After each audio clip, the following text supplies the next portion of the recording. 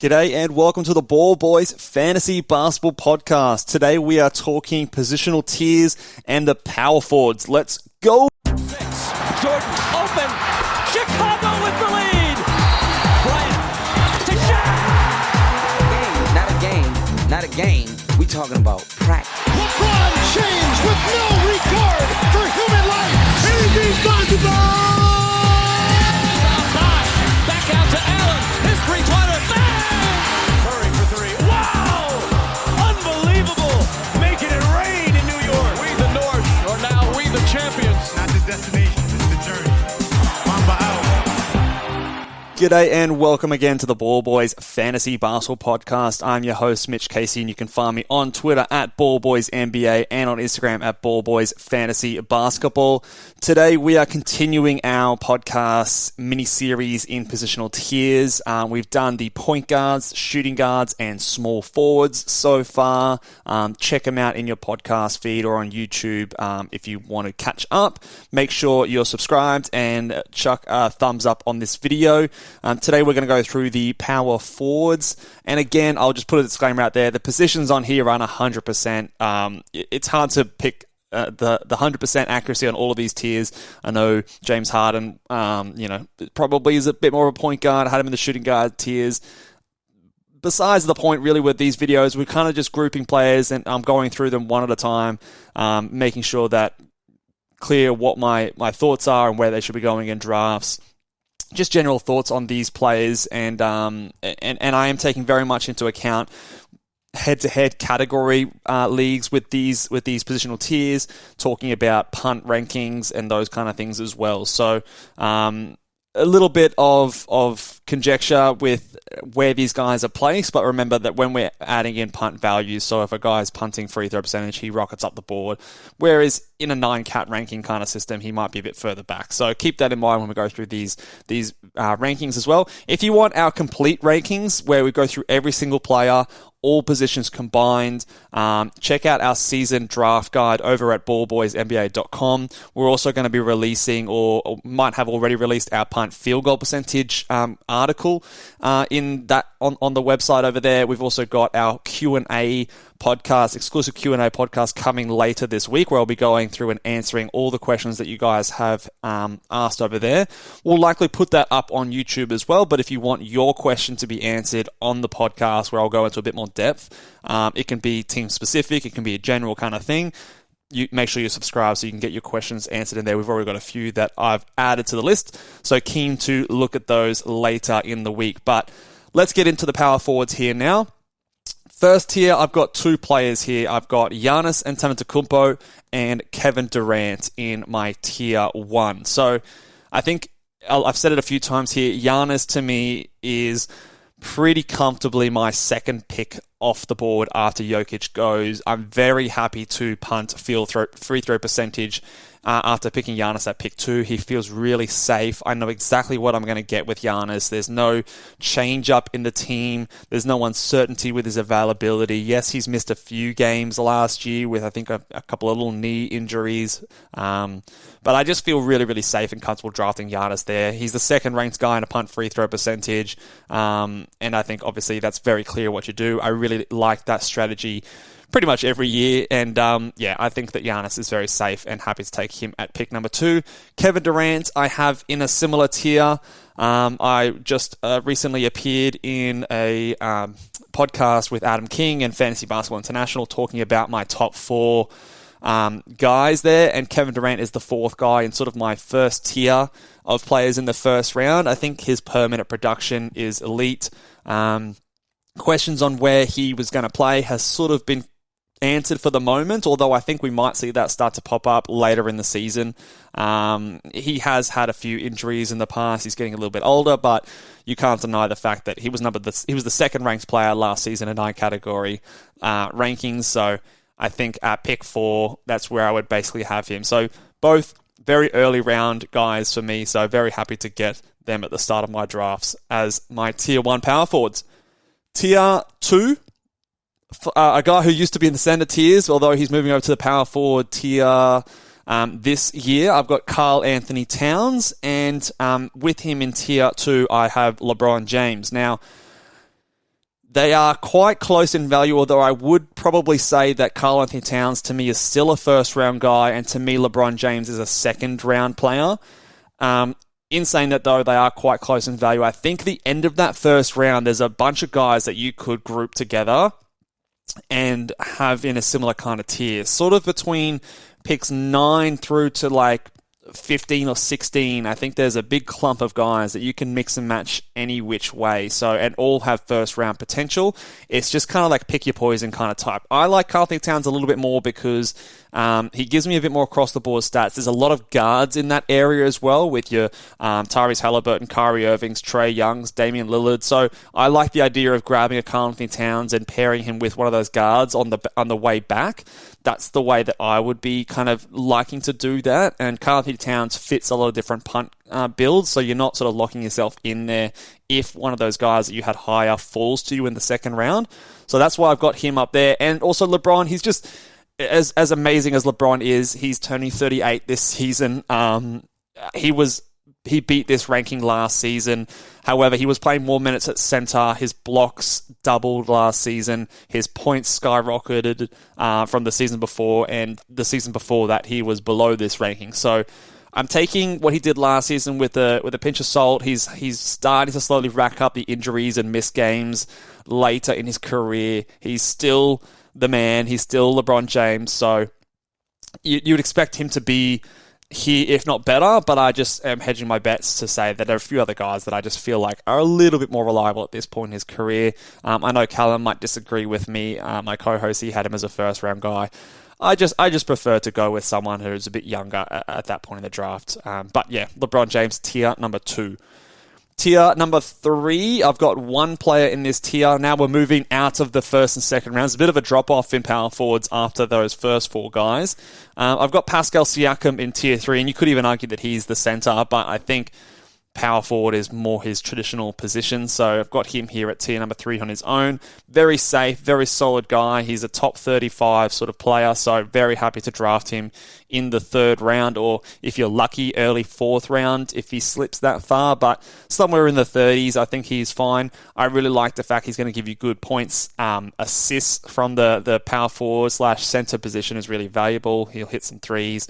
Just good all-around stats, so I don't think that he's someone who's going to change too much from year to year. Maybe Scotty Barnes takes another step forward and eats into Pascal Siakam's usage. He was playing a lot of point guardy minutes when Fred VanVleet was out last season, so maybe if Fred VanVleet is healthier this year, that might eat into his assist numbers. You could see that, although there's also the other opportunity that might not happen. Fred VanVleet is injured a lot, so I think Pascal Siakam is a very safe player to be drafting at the end of your 3rd round. So not too much more for me to say on Pascal Siakam. I think he's a very safe guy here in tier 3 on his own. And he's just a little bit ahead of this next guy that I've got in tier number 4. And that guy in tier number 4 is Evan Mobley. I'm a really big fan of Evan Mobley. I think he's a really good player. He was my pick for the Rookie of the Year award last season. The thing that we saw with Evan Mobley, which I usually don't like to see with a lot of my rookies or guys going into their second year, is throughout the season, his stats were very stable. First half of the year, he put up 15, 8, and 1.7 blocks. Second half of the year, 15, 8, 1.7 blocks. I do think that there is still a lot of scope for him to improve. I expect the field goal percentage to increase in year 2. I expect the steals to increase in year 2 as he gets more comfortable gambling with a few more things, trusting his instincts. I could expect the points to go up as well. So I think that there's every chance that Evan Mobley really breaks out this year, even with Donovan Mitchell joining the team. He could very well be a 2nd round guy this season. It does hinge a little bit on the free throw percentage. I wouldn't bank on it improving. So either he's a punt free throw guy, or you have to really sort of factor in the fact that he might be a sub 70% guy. So do keep that in mind, but I really like Evan Mobley, and he's one of my favorite shot blocking targets after the Rudy Goberts and the Robert Williams go off the board. He would sort of be my next guy that is there, depending on what you think about Kristaps Porzingis and his knees and his health. So I think those 2 guys, and maybe you've got Miles Turner there as well. So he's in that kind of a range for me. But I really, really like him. I think he's got a really high upside, kind of reminiscent of, second year, or maybe not second year Anthony Davis, but that kind of build of player. So very easy to see him rocket up rankings. So big fan of Evan Mobley. At tier 5, again, I've got another single player. Zion Williamson is in my tier 5, my 7th ranked power forward. There is an argument to say that he should be up a bit higher on this rankings list. I could definitely see that and listen to that. I'm personally just not a huge fan of what Zion provides, especially for the type of team that you're likely to draft him to. His, by far and away, biggest contributing category is his field goal percentage. Of course, he's going to be also scoring a lot of points. The fact is, though, that when you're drafting him, he is more than likely going to be a punt free throw percentage guy. He's going to get to the line a lot in games, and when he does that at subpar free throw percentage shooting, he's going to be basically one of the biggest negatives in free throw percentage in the league, if not the biggest. So he's definitely a punt free throw guy, and when you're putting him on a punt free throw team, chances are you've drafted a Giannis, or you've drafted a Rudy Gobert, or you've got someone like Robert Williams. You're going to draft Clint Capella or Mitch Robertson later, are two big targets for me. So when you're looking at what he provides, his by far biggest category boost is his field goal percentage, but you probably are already going to be very strong in that position. So the value that he brings is limited a little bit, in my opinion. We know that in college he was a big steals and blocks guy that hasn't translated to the NBA so far. It could come in, and definitely that would mean that he shoots high up on my ranking boards, but I'm not ready to predict it yet. I'm not ready to just put it into my projections, because there's enough data to say that maybe that just isn't going to translate. And if it doesn't, and you're banking on it doing that, I think you're just putting yourself in a bit of trouble there. I know his upside is enormous. He could come out and score 33 points a night, which has a lot of value in itself. I just think that there's also the injury risk. We can't just throw that out the window. He doesn't really get, obviously there's no threes. Maybe the assists rise. He's not an elite rebounder either. There's really only just a couple of things that are really, truly elite in his points and field goal percentage. The rest is all just okay. And then you've got the huge drag of his free throw percentage as well. So I'm just, I'm a little bit off compared to maybe what some other people are thinking about on Zion. I think he's a fine pick in the late 4th, early 5th round. Especially, obviously, I think you have to be punting free throw percentage. I'd rather be punting free throw percentage with Luka than with Giannis, because then with Luka, you might need that field goal percentage to counter Luka's poorer field goal percentage if you want to be elite in that category. In that starting pick, I like him better than pairing him with Giannis, depending on who those like 2nd and 3rd round picks are. But in saying that, obviously, there's a lot of upside here with Zion. He is a very special NBA player. So let me know what your thoughts are on Zion and where you would be happy to draft him. I'd be wanting to get him closer to pick 50 than sort of pick 35, which I have seen him go. He's a tricky one for me to rank, because there's a wide variety of outcomes here. And I am still worried about how they're going to treat him. They're very cautious with him. I know that Zion's camp has been a bit annoyed with that in the past, but you can't deny that he's obviously extremely important to the franchise, and they're not going to take any risks with him. They've been cautious in the past, and I think that we just have to be prepared for that to happen again. So for that reason, he just falls a little bit behind some of these other guys, where he obviously has upside to be greater than this, but this is about where I'd be comfortable drafting him. And this is how my tiers and rankings are done. They're not based on projected value. They're based on where I would be happy to draft them, given the risk of the injuries, given the punt strategies and team building concepts that I preach on this channel and on this podcast. So just a little bit of a spiel on Zion Williamson there. Tier number 6, we've got a guy here who you might be surprised to see up this high in Jabari Smith Jr. in tier 6, my 8th ranked power forward, paired with John Collins in this tier as well. I am really keen on Jabari Smith Jr. this season. I think that he's going to get underrated. There's a lot of scenarios out there or talks about his poor summer league performance. He slipped to number 3 in the draft when he was originally going to go number 1, was all the talk. Orlando picked Paolo instead. Chet went second, obviously, and then Jabari went to the Houston Rockets. I think the Houston Rockets is the perfect landing spot for him. Defenses are going to be focused around Şengün, Green, and even like a Porter Jr., so he's going to be able to come in, do his thing, shoot his threes, play excellent defense, get rebounds. He's going to contribute across the board in threes, rebounds, steals, blocks. He's going to get decent points. I think his free throw percentage is going to be fine. Be aware that he's going to be poor from the field, so he's definitely a much better punt field goal percentage guy. But in that build, I see potential for top 50 production.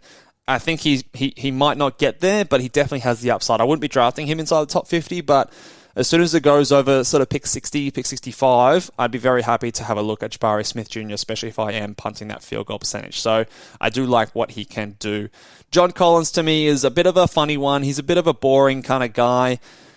He typically goes higher than this, although the second half of last season we saw his stats drop off. I think there's been a bit of conjecture about how he fits into this organization. I wonder how the DeJounte Murray inclusion affects him. In a weird kind of way, I think it helps him because I think it sort of reaffirms what the Hawks are trying to do. They're trying to push and make a run at the championship. They're trying to make sure that they're winning as many games as they possibly can. I think John Collins is still probably their third best player. So I still do like him. His minutes, I don't think, are going to be up over sort of like that 32 minutes a night kind of area. I think they're going to be maybe 30 at best. So there is scope that he might regress a little bit from last year. Last year he was the 50th ranked player. I've got him a bit further back again this year, mostly because the second half of the season, it was only 20 games, but he was the 92nd ranked player. So I think somewhere in the middle there is about where I would have John Collins. Maybe 65 to 70 kind of range. He's still young, 25 years old. I just think there's a little bit of downside for him compared to where he was last season. The addition of DeJounte Murray might hurt him a little bit in terms of his usage.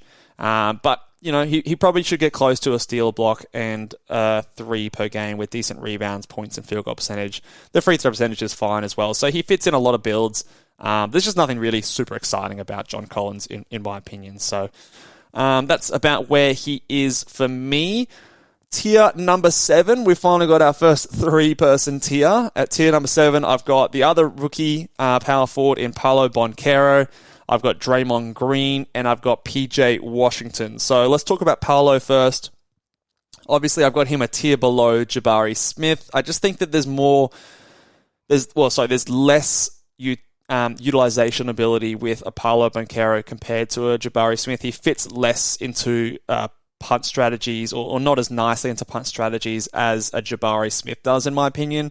The lack of threes and blocks and steals, I think hurts Paolo. His percentages aren't going to be excellent. His free throw percentage will be a bit lower than Jabari's. I think maybe the field goal is higher, but it's probably not going to be at an elite level yet. It might be like mid to high 40s. The points, rebounds, and assists are going to be nice, and they're hard stats to kind of get this late in draft. So I think that definitely elevates his value. But I think when it comes to the 9 category rankings, he's not going to do as well as a Jabari Smith. But I do think he'll score more. I do think he'll provide more assists. He might even rebound better than Jabari. And those numbers are often the ones that our eyes gravitate towards. But it's the other stuff that I think will just bring his value a bit down. No worries drafting him in sort of like the 70s to 80s for me. But I don't know. I think he's 60th on Yahoo at the moment. That's a bit too high for me. And I think that, there's just not a lot of goodies to go along with those big 3 categories to me to get him that high. But I do still like him. I still think he'll be good. His minutes and his role should be pretty safe. Draymond Green comes into this spot here. Bit of a funny one, Draymond. He's obviously a good punt point strategy guy. Obviously, if you've listened to any of my other content before, I do like me some punt points. But he's getting a little bit older, age 32 this season.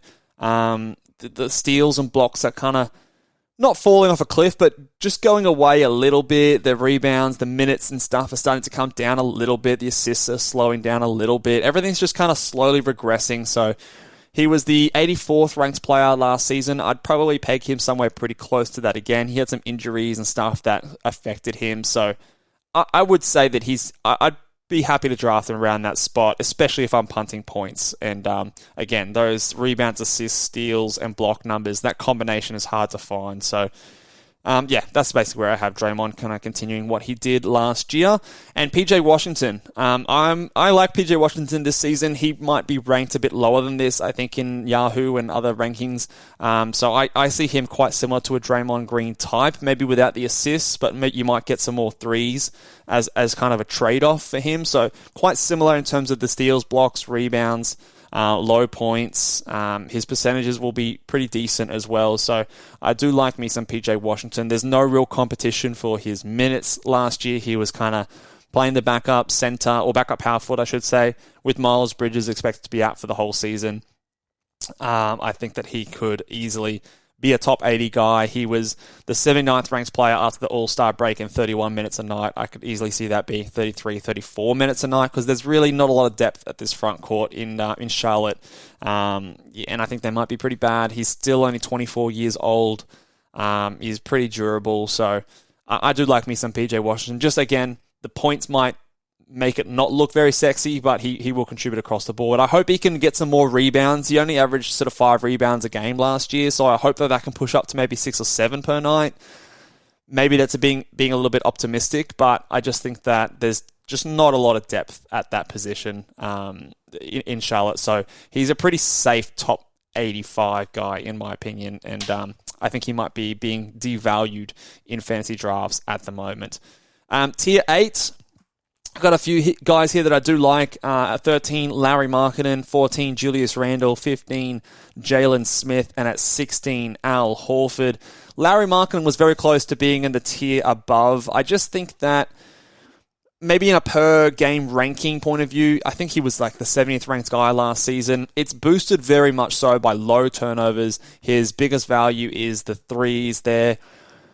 They're two of the easiest things to find on the waiver wire. So for me, he just loses a bit of value because of that. I don't like to boost guys who are high threes, low turnovers guys too high in my rankings, just because it's pretty replaceable. He's going to get a bigger opportunity over at Utah. I expect him to start at power forward, and I think he's going to be a steady source of those points, rebounds, free throw percentage, threes. But the steals, the blocks, the assists are not going to be there. The field goal percentage will be whatever. So he's fine. He's a good guy to have in those punt block builds, punt assist builds. I think he's a good contributor there. Just not super, like the lack of the defensive stats is going to limit his upside the whole time. So I think he'll be right. He definitely could be in that tier above. I just deduct him a little bit because of the value of his the value of his threes and turnovers. I think is a little bit. It's not quite telling the full story for Lauri Markkanen. Julius Randle's here. Basically, if you're punting field goal percentage, he rises about to this spot. If you're not punting field goal percentage, he's probably later than this. There's a bit of bust potential with Julius Randle. However, I do still think he should give you maybe like 18 to 20 points a night, 8 to 9 rebounds, 4 to 5 assists per game. I think he'd still be solid in those areas, but the lack of defensive stats, the poor free throw percentage, the poor field goal percentage, the poor turnovers, all reduce his value fairly significantly. So this is about where he lands for me. Jalen Smith, I really like as a safe top 90, top 85 guy. He doesn't have a whole lot of upside to crack into the top 70 or 60, in my opinion, but he's really safe in that spot. After he was traded to Indiana, he was, I think he was the 79th ranked player. Hold on, let me have a look. After the All-Star break, I have the stats here in front of me. Where was he? He was the 87th ranked player, in just 25 minutes a night. So to me, that's almost his floor. I think he's, like I said, pretty safe top 90 guy. They said he's going to start at power forward this season. How much of that is going to be power forward versus center when Miles Turner goes to the bench? Does he shift across?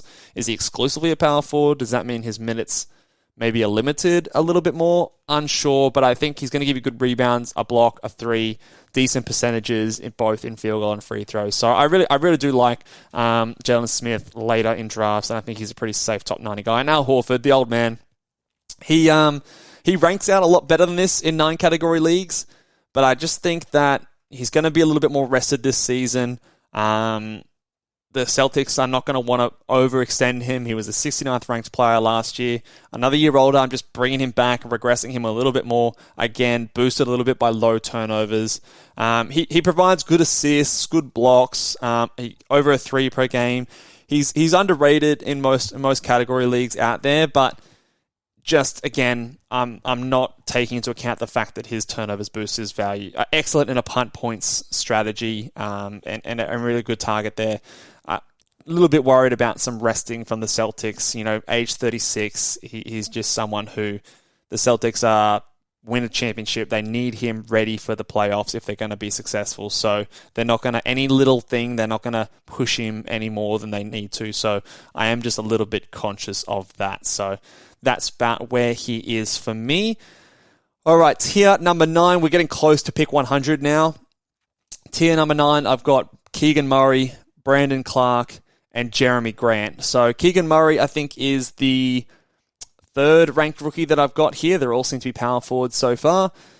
He's I don't know if the upside is enormous with Keegan Murray. He put up really good numbers in college. I don't know how much those defensive stats are going to translate. I don't think the scoring is going to translate quite as well. He was really the man in college. Obviously, he won't be that in Sacramento behind a Sabonis and a Fox and maybe even a Harrison Barnes as well.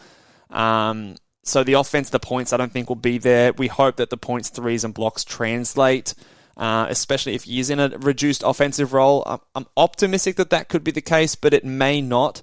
So I wouldn't say he's a really safe top 100 guy, but I feel pretty okay getting him around that spot.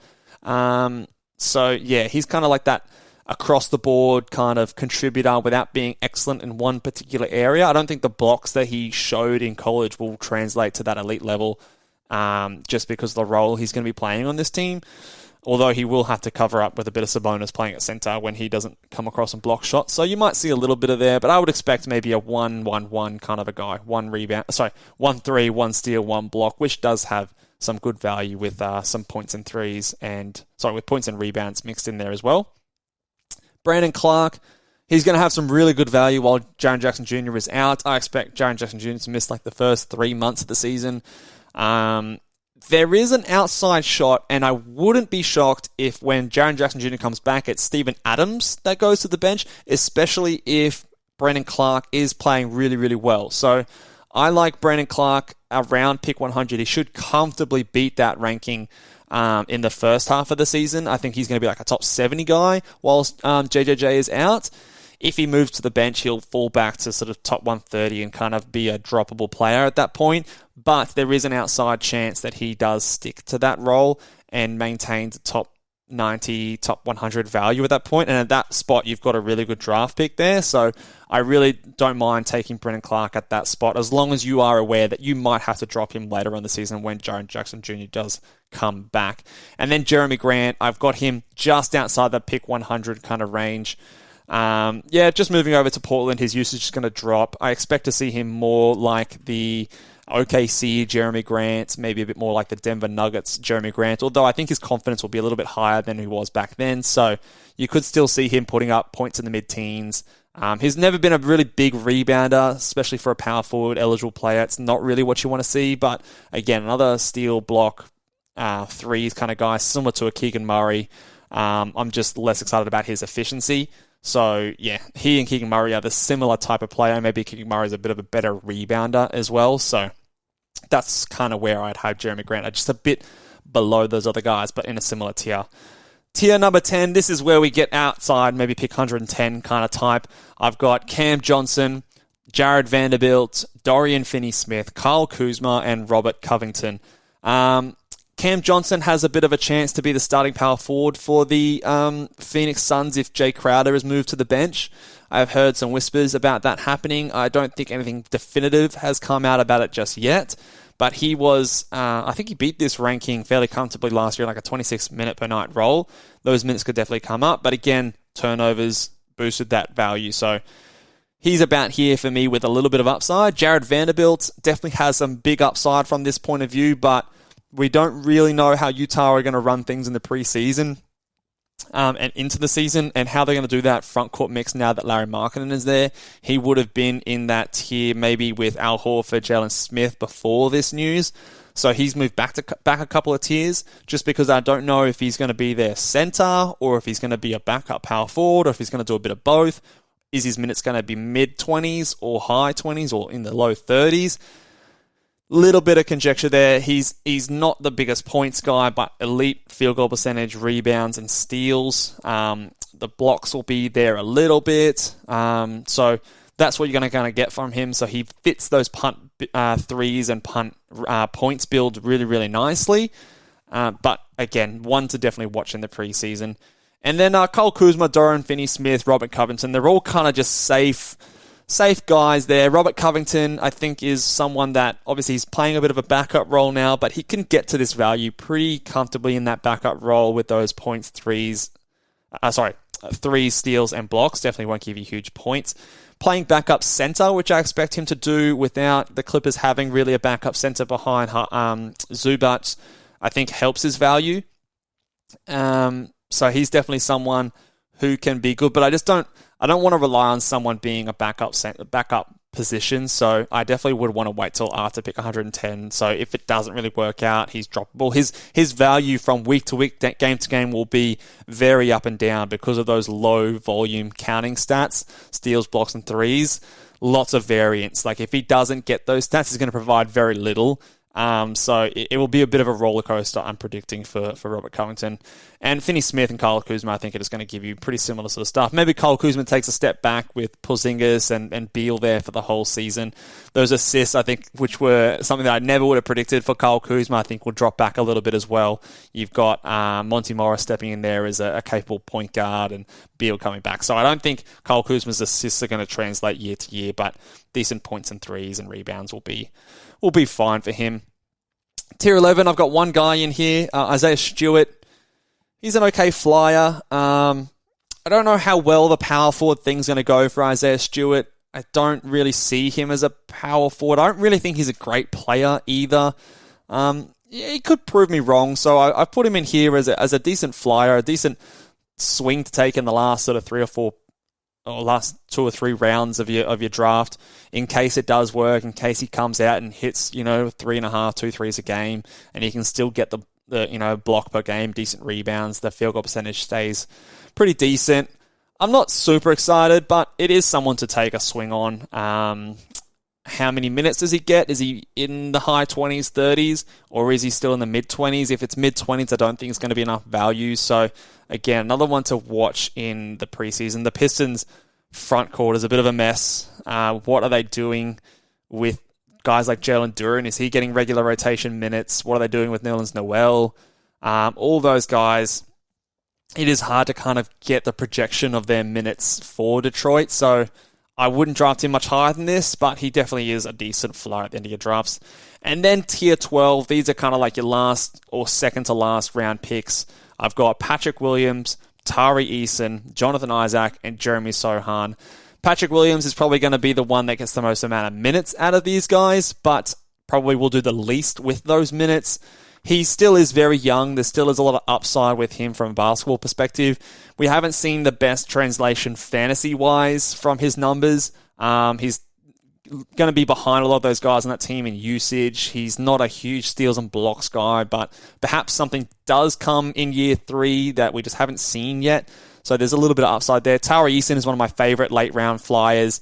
I've said a lot of times I'm really in on Tari Eason. Perhaps early in the season, and maybe you might be holding on to him for too long, but the pathway for minutes, at least compared to Şengün last year, is a lot clearer, being a bit more versatile. He's not stuck at that big man position like Şengün was last year. He can play a bit of 3, play a bit of 4. They might put Jabari Smith a bit more at the backup center as well if Garuba's not quite doing what they want. So I can see a pathway to maybe minutes in the mid-20s. You might need to be patient, but you also might need to be careful and make sure you're not holding on for too long whilst other guys go that are on your wire that have value. So a bit of a tricky one, but I do think his rebounds, steals, blocks, points are all very, very tantalizing, and I think he's got an excellent fantasy stat set. So someone I'm very excited about. Jonathan Isaac, we know, has fantasy upside as an elite player. He's been a top 20 guy before.